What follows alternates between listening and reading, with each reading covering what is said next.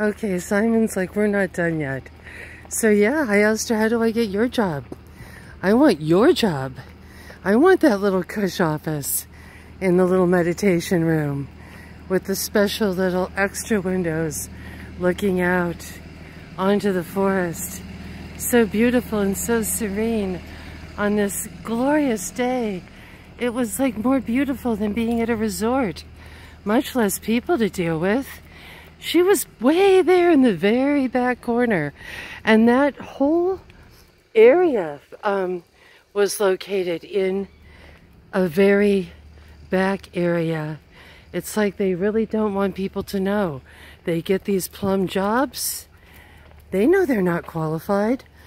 And once again, I'm sorry for not reading. I did print it out, but it printed out long way instead of up and down, so it makes it a little harder for reading the interview with a very high up state official here who talks about how she wants the whole place to be red china. She hates men. She came from money and came and bought up cheap houses and then found locals and forced them to convert to her ways, and then ended up getting a huge state job regarding construction, of which she knew nothing about, but she was the only woman who applied and got some kind of huge HUD position. So, hey there. So that was a really interesting thing to see. Now here's the maybe saner part of the college, the hard sciences. This probably is where Brett Weinstein was. So we'll just take a little walk through here. It might not be quite as interesting, maybe as going into the cafeteria. Looks a little bit too dead over there. Let's see if we can find some action. But wow, it was wild too that she told me that I would never get a job like she had. A little 20-year-old Evergreen state worker at the job, at the career advising office, saying, well, you could never get my job. I had a mentor, a friend who had a mentor, and I came out here. I'm sorry, I'm just really fuming from that one. It's like, whoa. Talk about attitude. And that's really the new royalty. The new royalty came, and I think in the other video I was starting to talk about how state workers used to just really kind of be humble people in federal workers. You know, that the money was sort of limited, but it was steady work, and they were in kind of a lot of humble buildings, and then suddenly they kind of grew themselves into being this royalty. And it's weird, I wonder what it was about me that made her say, no, you know, you're not part of us. I'm an alum. I graduated from here. You know, like, do I smell like Donald Trump or something? Like, you know, are they like, do they have like a Trump radar? It was just so weird that she was just, you know, only wanting to really show me that she was in a comfortable, wonderful position. Do you see those little floor-to-ceiling windows over there? She's in the back part. She doesn't even have to look at students. She just looks out onto the forest and can even say axe instead of ask. I'm gonna axe you. And I'm thinking, wow, this is like so sad. Hi, good morning.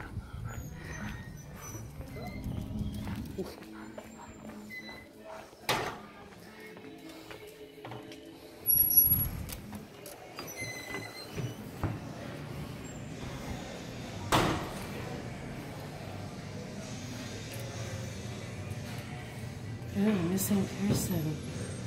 Wow, there's been a lot of videos about missing people in the national parks. I didn't realize the national parks doesn't keep a list. but they keep a list of like every film that's been filmed there. Okay, here's your, like, if I got a hammer, I'd smash things. There's little upset people. You've got your little study for psychedelics.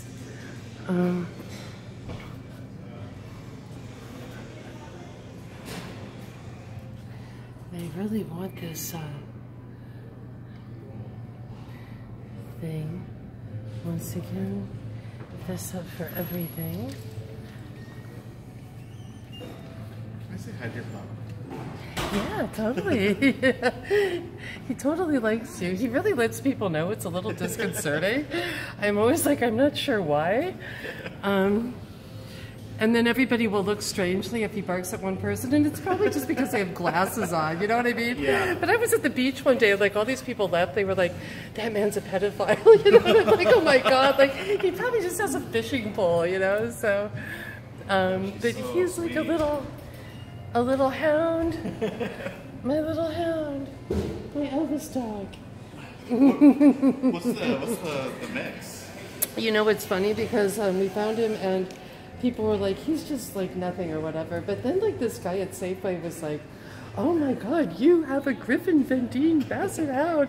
So I ran home and I looked it up and it's like what King George V had. Oh, really? So my mother was like, oh my God, he's in paintings. You know, we have to go to the Louvre. So they're kind of bad, like they're not very trainable. Like as soon as he sees a squirrel or something, he's just like out the door. And I think he's been through like a bunch of owners because of that. But I just tie him around me and just keep him with me, you know. I promise I won't send him anywhere, like to the pound or anything, I promise. No. You're too sweet. He likes to swim in the river. But today we thought we'd come over and like wander. Yeah? Yeah, it's gorgeous out, isn't it? But I'm worried about this man, he's missing. And I've been reading all these like weird things about people missing at Mount Rainier and stuff. Oh. Like, did you know about that? No, I didn't hear about It's so scary. Like, don't even find that YouTube genre. Like, there's a whole genre of like missing in national parks. You know, it's like, oh my God, that's so scary. That's mine. That's my order. Oh, cool. Enjoy your lunch. Right, thank you so much. He's like, enjoy your lunch. Make sure it has meat and cheese, he says. No, totally. Thank you for being nice to him.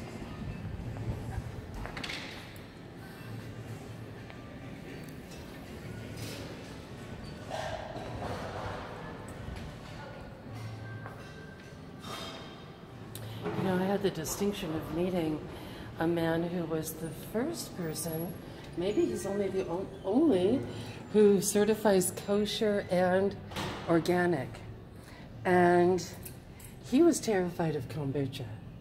I don't know if he was right or not, but he was like, stay away from kombucha. So here we are. This is kind of like a little study area. I don't see a whole lot going on, so maybe if you want, we can go up or down. We can go up or down or up.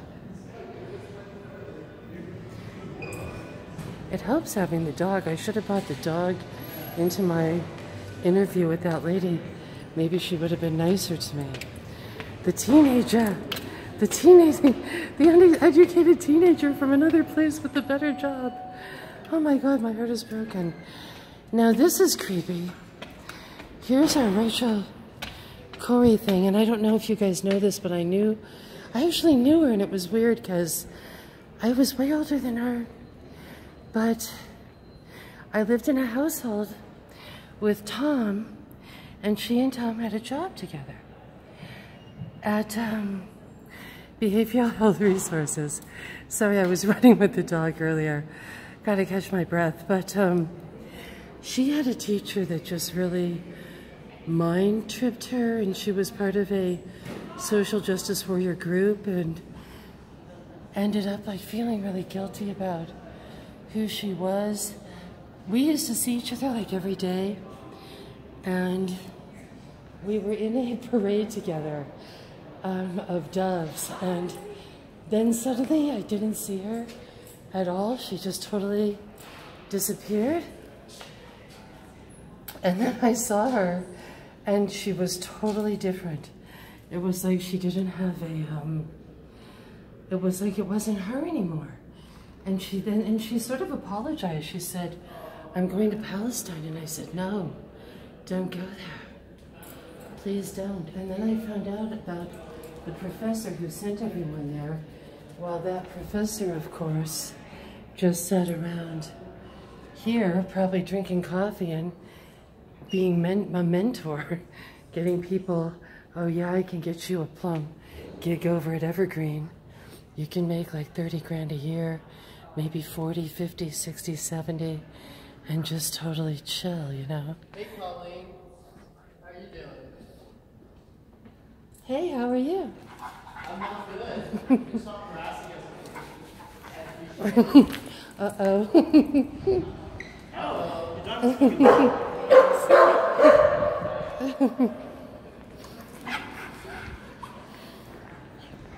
I didn't think I was even talking to you, so if that's harassing you, go back in your safe space. I don't want to talk to you.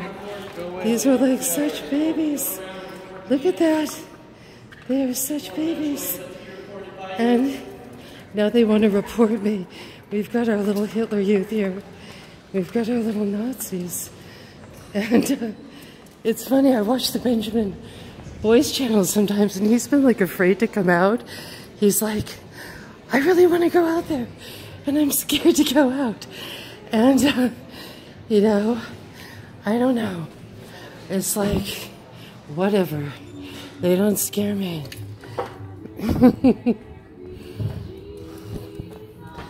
Hi. Trying to see if you can get your dog smarter, huh? You're bringing him to school. But they don't learn much out here. Well, he'll be just fine. Maybe he could teach them something, right? I just got chased out of there for filming. But I was a film major here, and I met Michael Moore here, and he told me, always film everything all the time. So it's funny that when they see me filming, they want to run me out. What do you mean they ran you out? They ran me out. I've got it on tape. They said, "You're harassing us." And I was just walking around, just sort of filming, not even saying anything about anything. You must be a vicious dog. So he scares the little safe spacers up there. Yes. They need to go back into their safe space. But God bless you. God bless you. I never heard about you. I know. Well, it wasn't any officials. It was just kids, you know. I don't know why they're so threatened by being on film, but I wasn't even filming them, so that was really strange. Oh, wow. That's quite the, Well, it's a real curious puzzle. it is. I guess they made my video more exciting, though, didn't they? I wonder if there's something that's been happening here, like with filming, where it's gotten them shy or something here lately. I've heard that they got shy after the whole Antifa thing last year. Oh, well. The riots that they had here. Yeah, and the enrollment plummeted. I went here back in '80, but I wasn't from here. My grandmother lived in the area, and I came out to be near my grandmother. I didn't know what I was getting into. But, you know, it's interesting to come back and, you know, just sort of see, is the enrollment up or down, or what is Way down. happening? That's really what the newspapers say, isn't it? Yeah, I'm not sure what the current numbers are, but I know last spring term it was down 17%, and it was a downward trend. And at the end of last year, the school was 6 million in the red. Wow. A lot of the kids that were already enrolled here were transferring to other schools. Wow. And, yeah, there's been a lot of rioting this last year in town by these college kids. And, you know, they dress up like Antifa, most of them. They do, don't they? Do you think some of them pretend to be homeless? I know we have real homeless in town, but sometimes when I see these tent villages that appear overnight, I just wonder, you know, I could be wrong. I could be totally It's a wrong. mix. Most of these are, well, there's a mix of mentally ill, and then you have the kids who are just rebellious. You know, they don't want to have to be accountable to anything or anyone. So they like it appeals to them to be a street person. They don't have to pay rent. They don't have to answer to anybody. They don't, you know, if you go to if you're really homeless and you go to Salvation Army, you know, you can't be drinking. You know, you can't be on drugs. You have to be looking for a job. You have to be saving money and so forth. And a lot of these kids, they don't want any of that. But you get a lot of the kids from the school who aren't homeless at all, but they'll go down there and they will talk like they are, because they're trying to drum up some kind of sympathy for people who live on the streets. Right, and I do see some that have clipboards down there that are like organizers, maybe with professors even, or like a behind the scenes. So I always wonder, is the city getting money? Is there something, is there a money trail here? Oh yeah, there are a number of people in the Olympia area who are getting paid by George Soros to have these riots. Wow, yeah. I was yeah, just, they are. Yeah. I was just attacked on the bus this last Friday by one of these kids. Oh my God. They're vicious, aren't they? Scary vicious, aren't they? They're most of these college kids, they're just they're wimpy and they're confused. There are some that occasionally come down from Tacoma, and those guys are dangerous. Yeah, yeah, they are. Yeah. But most of the ones who are coming to this school are, it's all in their minds, you know. They have no touch with the real world, and they've been told by some professor or some music video that they ought to hate everybody, and so they decide they're going to hate everybody, and they call themselves now social justice warriors. They do, yes. But they have no idea what justice is and isn't. No, they don't. And now people are calling them NCPs. Have you heard that latest? NCP. And it's a computer term for players on a computer, like little characters that don't think, that just do the same thing over and over again, like a person in the background on a computer game, a little figure. Isn't that funny? Well, do you know what those letters stand for? Non-controllable player or something. Non-controlled player doesn't have a human behind it, and it always is very repetitive. You know, I don't play computer games, so it might be like the person selling you something, and they're only just going to do that one task or something in a game, and they can't go beyond that. And so that's sort of a latest term, and people actually got thrown off of Twitter for using it, which is just funny that they're just, it's like, rather, you know, it's not obscene or anything, it's just a little funny thing, and that's been kind of interesting. I just came out here because I lived in New York for 20 years after graduating from here, and had really great jobs on Wall Street and Madison Avenue, and I thought, you know, I'll come back here. My grandparents had sold the ranch, but I missed the Northwest, and when I got back, all the really nutty people at this college were all running the state now. And in fact, I just went because nobody will hire me. And so I just went to the fanciest office I've ever been in. It was like fancier than Wall Street. And there was a 20-year-old like job career advisor. And she didn't know a darn thing. And I said, I want your job. You've got a corner window looking out onto the woods back there. You don't even have to look at any people. You've got a meditation room here with your yoga mat. You get to take walks and breaks. And she just stiffened up in her chair, but she wasn't from here. She had nothing to do with anything. I don't think she was a day over 25. And I wondered, how does she have that job? And I don't think she even sees people ever. I think I'm probably, she was shocked somebody even came. You know, I made an appointment and she said, well, what are you even doing here? You know, and I thought, well, if it's your job, you should know why I'm here, right? Well, it's all taxpayer funded. You know, they're not really accountable to anybody or to the real world. No. The money just shows up, No. and they spend it pretty freely now because they got nowhere else to put it. They spend it like drunken sailors. I'm telling you, I worked with top people in New York, and I never saw an office with a view like that.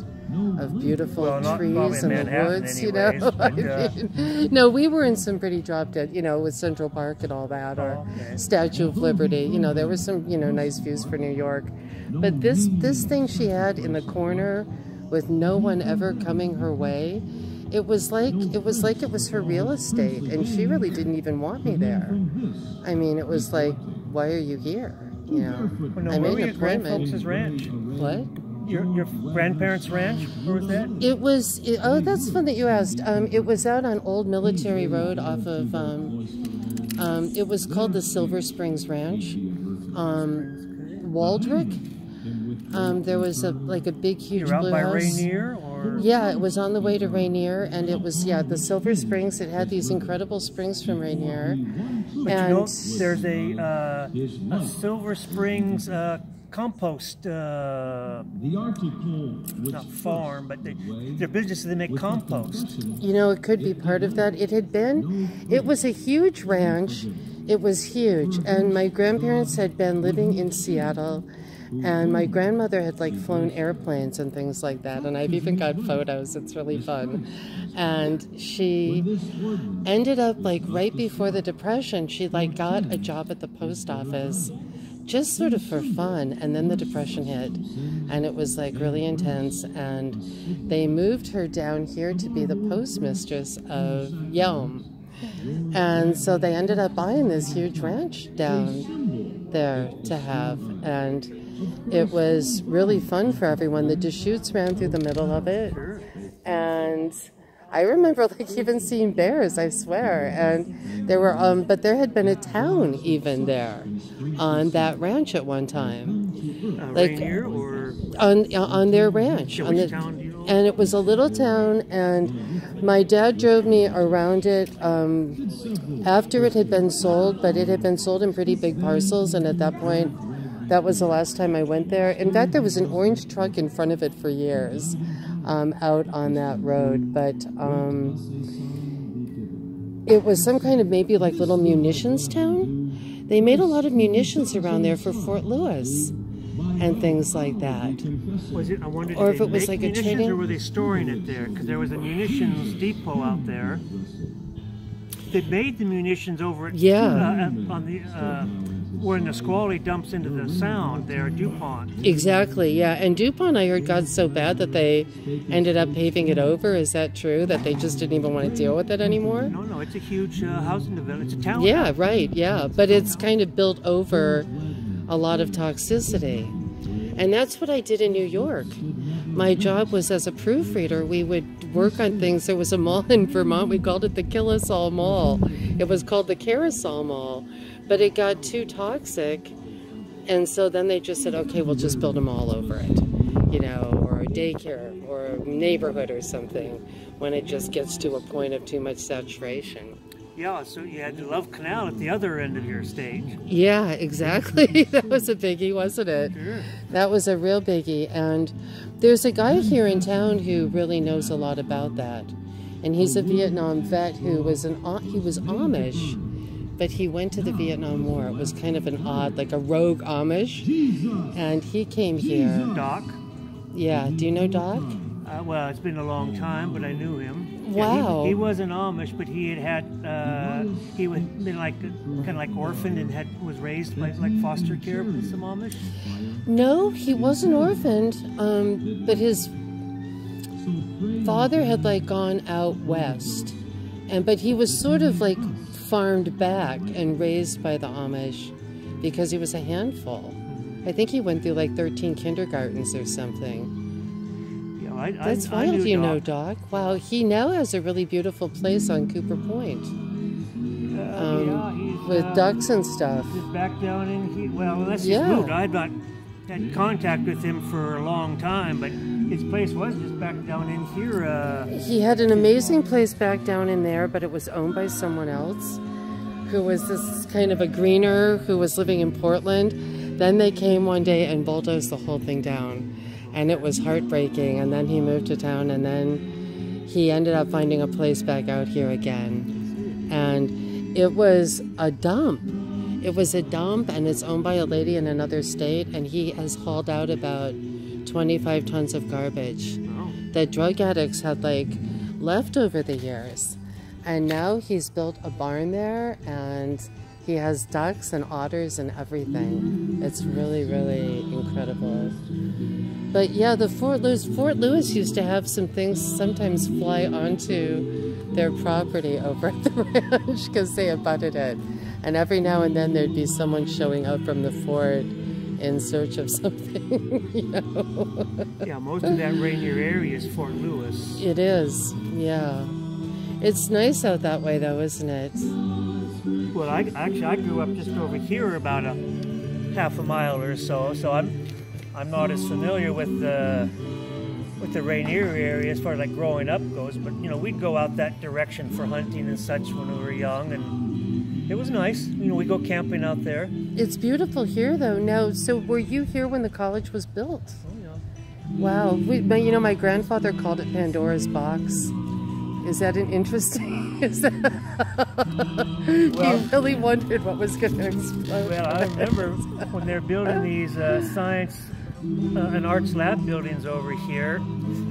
We took a tour, and while they were building these things, they were running classes in them at the same time.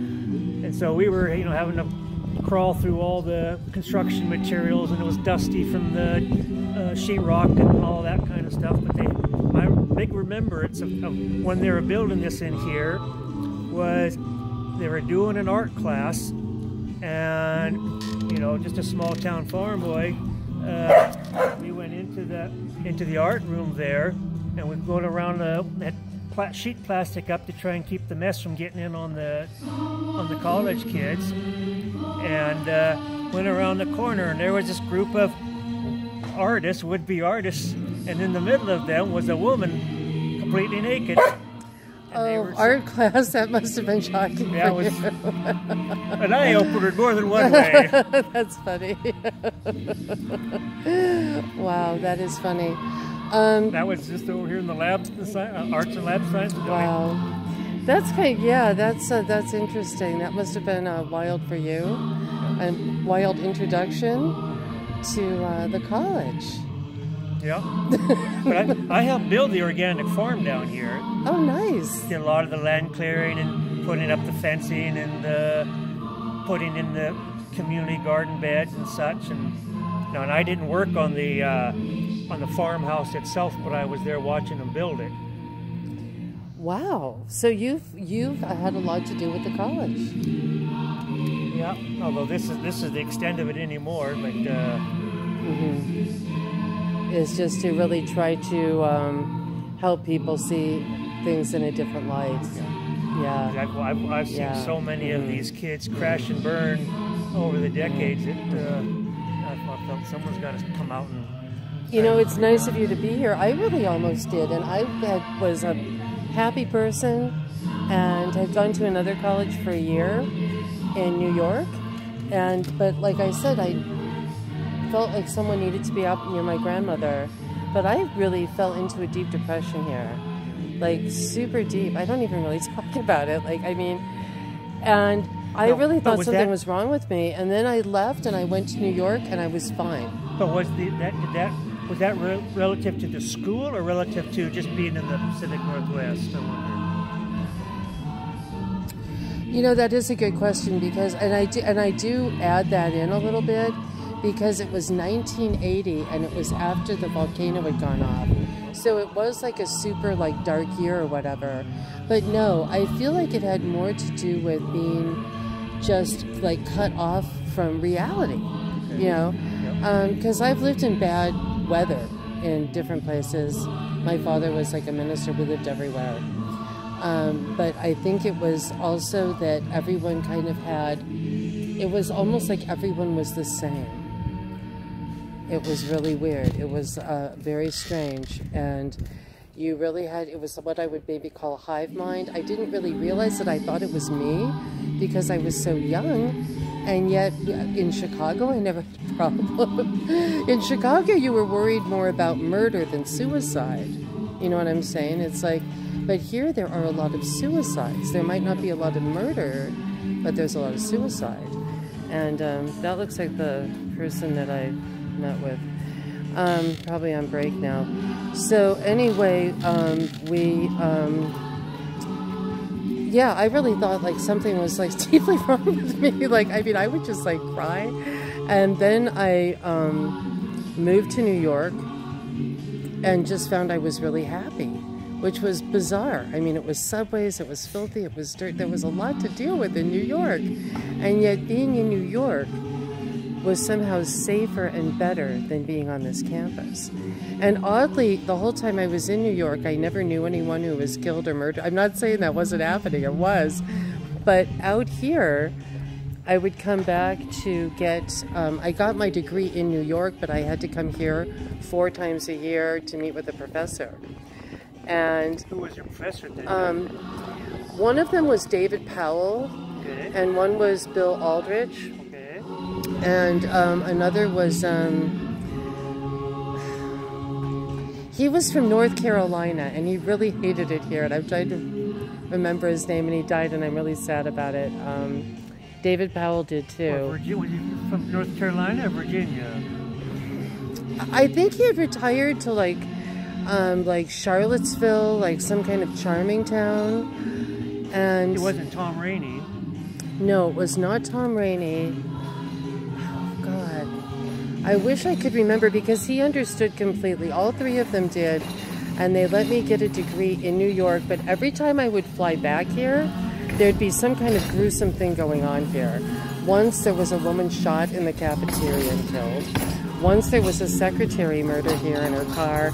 It was just like I was always coming into the Twilight Zone to just creepy crimes, just really disgusting. It was horrible. The riot here on campus a year ago, Yes. they weren't letting security guards carry guns or anything. So the school was completely unprotected with security, and the college kids had a riot right in here, and they overturned one of the security officers' vehicles.